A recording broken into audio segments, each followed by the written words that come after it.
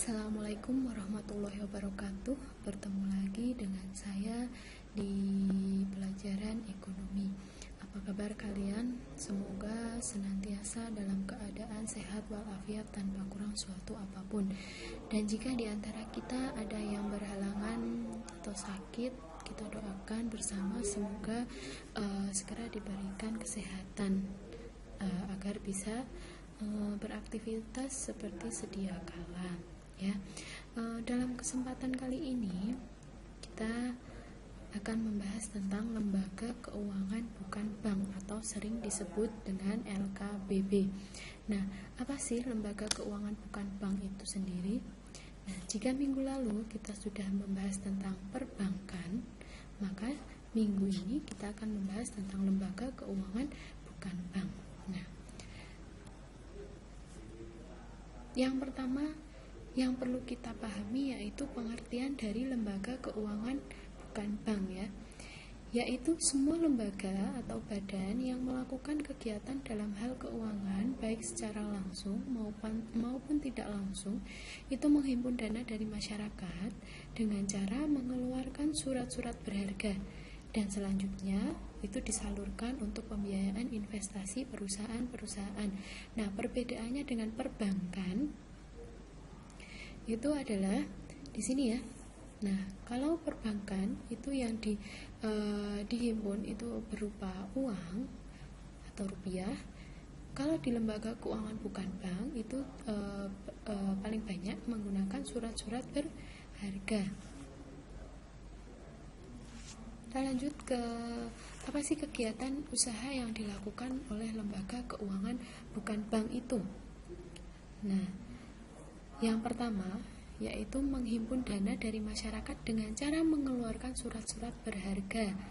Yang kedua, menyediakan fasilitas kredit baik jangka panjang maupun jangka menengah untuk perusahaan milik pemerintah maupun milik swasta. Yang ketiga, melakukan penyertaan modal pada perusahaan-perusahaan serta penjualan saham pada pasar modal. Dan yang keempat, melakukan kegiatan usaha lain di bidang keuangan. Nah, setelah mendapatkan persetujuan dari dari Menteri Keuangan. Nah, kegiatan lainnya itu misalnya apa? Nah, di sini ada misalnya lembaga pembiayaan.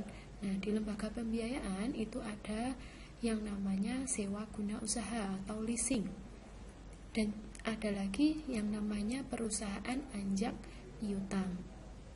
Apa itu Bu anjak piutang dan juga leasing? Nah, nanti kita akan bahas satu per satu. Kita lanjut ya. Yang selanjutnya, fungsi utama lembaga keuangan bukan bank. Kenapa lembaga keuangan bank itu perlu sekali kita pelajari? Fungsinya yang pertama yaitu memberikan bantuan modal dalam bentuk kredit, hampir sama dengan lembaga keuangan bank atau perbankan ya. Yang kedua, menghimpun dana dari masyarakat dengan mengeluarkan dokumen berharga dan menyalurkan kembali untuk pembiayaan investasi kepada perusahaan yang membutuhkan. Yang ketiga, yaitu tentu saja memperlancar pembangunan, khususnya dalam bidang ekonomi maupun di bidang keuangan. Kita lanjut. Nah, kita masuk ke jenis-jenis lembaga keuangan bukan bank.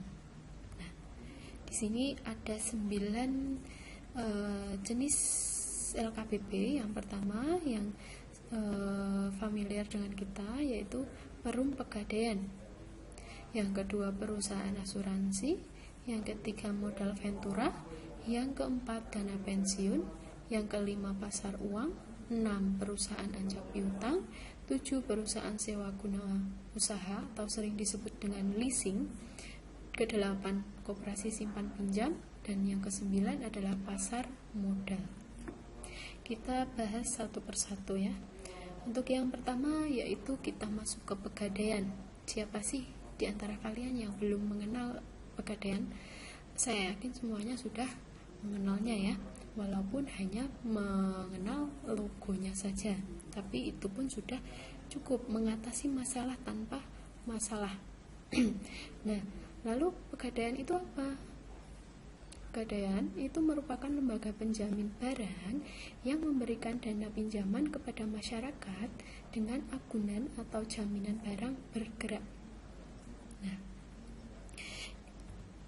lanjut, itu tugas pokok Perum Pegadaian yang pertama yaitu membina perekonomian khususnya rakyat kecil dengan cara menyalurkan kredit dengan prinsip hukum gadai. Nah, di sini menggunakan hukum gadai.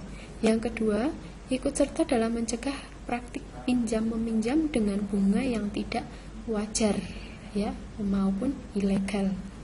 Yang ketiga, menyalurkan kredit maupun jenis usaha lainnya yang bermanfaat khususnya bagi masyarakat ekonomi kecil maupun kepada pemerintah. Dan yang keempat, ikut serta dalam membina perkreditan masyarakat untuk yang lebih baik serta lebih luas, bahkan bila perlu memperluas daerah operasinya. Itu tugas pokok Perum Pegadaian. Namun selain itu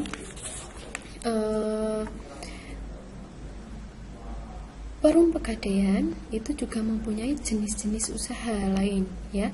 Di situ perlu saya sampaikan usaha lain dari Pegadaian. Yang pertama yaitu menyediakan jasa taksiran barang berharga. Yang kedua, melayani jasa titipan barang. Yang ketiga, memberikan kredit atau pinjaman bagi karyawan yang sudah berpenghasilan tetap. Dan yang terakhir, menjalin kerjasama dengan pihak ketiga dalam menjalankan usahanya. Nah, di sini ada produk dan layanan Perum Pegadaian. Nah, selain yang tadi saya sebutkan, yaitu menyediakan jasa taksiran, melayani jasa titipan, memberikan kredit atau pinjaman bagi karyawan tetap. Nah, di sini produk dan layanan Perum Pegadaian, yang pertama ada Pegadaian konvensional, yang kedua gadai syariah, yang ketiga berbasis fidusial, yang keempat gadai sistem angsuran, dan yang kelima gadai emas. Gadai konvensional. Nah, di sini gadai konvensional itu yang sangat familiar di lingkungan kita ya. Jadi layanan gadai konvensional itu adalah layanan yang diberikan kepada masyarakat untuk mendapatkan fasilitas dana dengan cara menggadaikan barang atau dokumen penting. Di sini adalah surat berharga kepada pihak Perum Pegadaian. Nah, di sini dari segi pembebanan bunga bisa dikatakan cukup rendah ya, yakni mulai dari 0,75% sampai dengan 1,5% selama 15 hari. Nah, itu sistemnya gadai konvensional ya. Yang kedua yaitu gadai syariah. Nah, sebenarnya gadai syariah dengan gadai konvensional itu hampir sama ya. Tapi karena gadai syariah itu tidak memberlakukan atau tidak mengenal dengan sewa modal yang menggunakan sistem bunga, maka gadai syariah itu memberlakukan sewa tempat atau ujrah yang sering dikenal dengan ujrah kepada masing-masing peminjam. Yang ketiga yaitu berbasis fidusia. Nah, layanan dari Pegadaian yaitu suatu layanan atau produk dana yang ditujukan kepada sektor usaha produktif di semua sektor, baik dengan benda bergerak maupun tidak bergerak, yang tidak dapat dibebankan dengan hak tanggungan. Nah, itu berbasis fidusia. Dan selanjutnya yang keempat ada gadai sistem angsuran. Nah, ini hampir sama dengan gadai-gadai yang lainnya. Namun di sini layanan yang diberikan kepada masyarakat untuk mendapatkan dana tunai, selanjutnya pihak peminjam atau debitur akan mengembalikan dengan cara mencicil atau sistem mencicilnya ya. Jadi menggunakan kredit. Nah, selanjutnya yang terakhir ada gadai emas. Nah, layanan yang diberikan lembaga keuangan bukan bank, pegadaian kepada masyarakat yang ingin memperoleh logam mulia atau emas dalam bentuk tunai maupun secara mencicil atau kredit. Nah, jadi perum pegadaian itu juga ada yang namanya gadai emas. Jadi bukan menggadaikan emas, tapi bagi masyarakat yang ingin memperoleh logam mulia atau emas itu bisa ke perum pegadaian, bisa membelinya dengan bentuk tunai ataupun secara kredit atau mencicil ya, seperti itu. Nah, sekarang kita masuk ke yang kedua, jenis-jenis lembaga keuangan bukan bank yang kedua, yaitu dana pensiun. Nah, kenal ya yang namanya dana pensiun. Dana pensiun itu adalah badan hukum yang mengelola dan menjalankan program yang menjanjikan manfaat pensiun. Nah, dana pensiun itu sendiri terdiri dari dua jenis, yaitu dana pensiun pemberi kerja dan dana pensiun lembaga keuangan. Manfaat dari dana pensiun itu sendiri yaitu karyawan atau peserta dana pensiun itu memperoleh penghasilan tertentu pada saat masa pensiun. Nah, jadi kalau di pegawai negeri sipil itu ada yang namanya tabungan hari tua ya, tabungan dana pensiun. Nah, itu ada yang namanya Taspen, itu perusahaannya ya. Terus kalau di perusahaan swasta ada juga yang namanya Jamsostek. Nah, itu ya. Jadi semua dari pegawai swasta maupun non swasta atau sipil itu semuanya mendapatkan dana pensiun, seperti itu. Yang selanjutnya, yang ketiga, kita masuk ke asuransi. Apa sih asuransi? Asuransi atau pertanggungan adalah satu mekanisme bentuk pengalihan risiko dari tertanggung. Tertanggung di sini adalah individu atau badan usaha kepada pihak penanggung. Nah, pihak penanggung di sini adalah perusahaan asuransi dengan membayar sejumlah premi, ya. Nah, ini contoh-contoh dari asuransi yang kalian sering temui di televisi, di berita kabar lainnya. Ada yang Prudential, Allianz, Cigna, dan Manulife. Ada lagi banyak sekali perusahaan-perusahaan asuransi di Indonesia ya.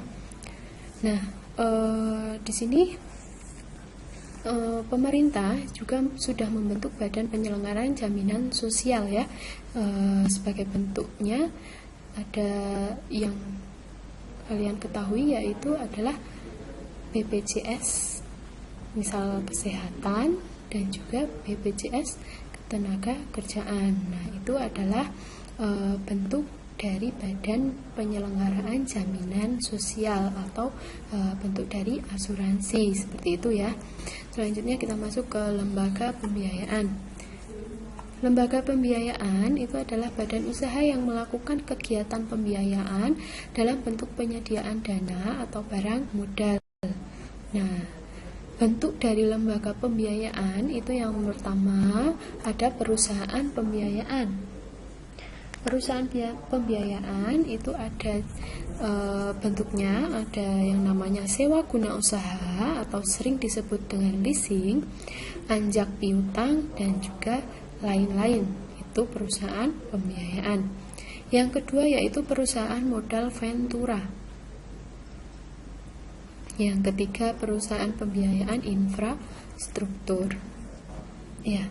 Kita masuk yang pertama, ada sewa guna usaha atau sering disebut dengan leasing. Ya. Sewa guna usaha atau leasing itu adalah perjanjian antara leaser, di sini adalah perusahaan leasing, dengan lease, di sini adalah nasabah. Pihak leaser menyediakan barang dengan hak penggunaan oleh dengan mengimban pembayaran sewa untuk waktu tertentu. Nah, sewa guna usaha itu contohnya seperti apa tuh Bu? Bentuknya misalkan seperti FIF, tahu ya FIF? Nah, itu adalah bentuk dari sewa guna usaha atau perusahaan leasing. Kita lanjut, kegiatan anjak piutang itu yang pertama dapat disimpulkan sebagai berikut. Yang pertama, pengambil alihan tagihan suatu perusahaan dengan fee. Yang kedua, pembelian piutang perusahaan dalam suatu transaksi perdagangan dengan harga yang sesuai dengan kesepakatan. Yang ketiga, mengelola usaha penjualan kredit suatu perusahaan. Artinya, perusahaan factoring dapat mengelola kegiatan administrasi kredit suatu perusahaan sesuai dengan kesepakatan bersama. Itu adalah anjak piutang. Ini salah ya, ini harusnya anjak piutang. Kita masuk ke pasar uang. Ada pasar uang, ada pasar modal. Pasar uang berarti yang diperdagangkan di dalamnya itu adalah uang ya. Kita bahas bersama-sama. Pasar uang itu adalah suatu wadah tempat pertemuan antara pemilik dana atau yang sering disebut dengan funder dengan calon konsumen atau konsumer, baik bertemu langsung maupun melalui perantara. Perantara itu namanya broker atas transaksi permintaan atau penawaran. Nah, permintaan atau penawaran itu demand atau supply terhadap sejumlah dana atau surat-surat berharga jangka pendek di bawah 270 hari. Jadi pasar uang itu yang diedarkan di dalamnya adalah berbentuk uang ya. Juga pasar modal. Nah, pasar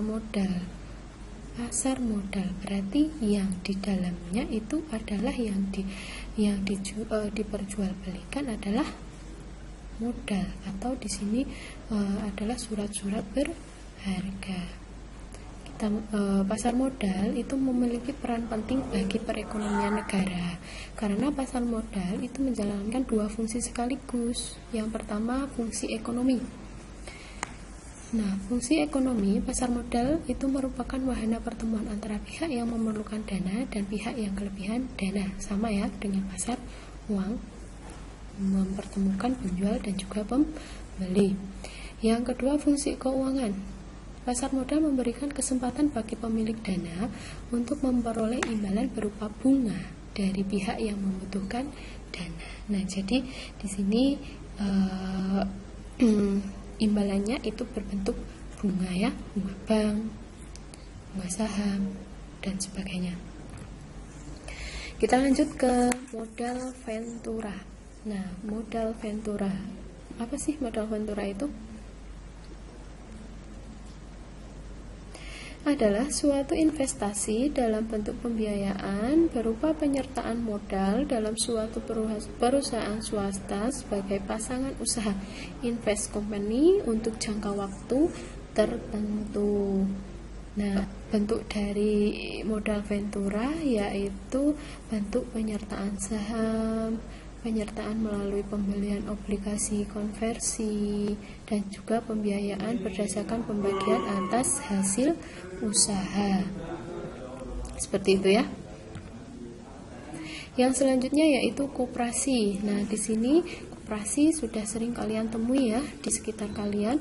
Nah, koperasi itu sendiri itu adalah badan usaha yang dapat menghimpun dana dari masyarakat dan meminjamkan kembali kepada anggota koperasi maupun non-anggota koperasi. Nah, koperasi bisa berbentuk koperasi simpan pinjam, koperasi produksi, koperasi konsumsi, dan sebagainya. Seperti itu ya. Ini adalah lambang koperasi Indonesia ya. Yang terakhir, kita masuk ke peran-peran lembaga keuangan bukan bank. Nah, dalam menjalankan perannya, lembaga keuangan bukan bank itu membantu dunia usaha dalam meningkatkan produktivitas barang dan jasa. Yang kedua, memperlancar distribusi barang. Dan yang ketiga, mendorong terbukanya lapangan pekerjaan.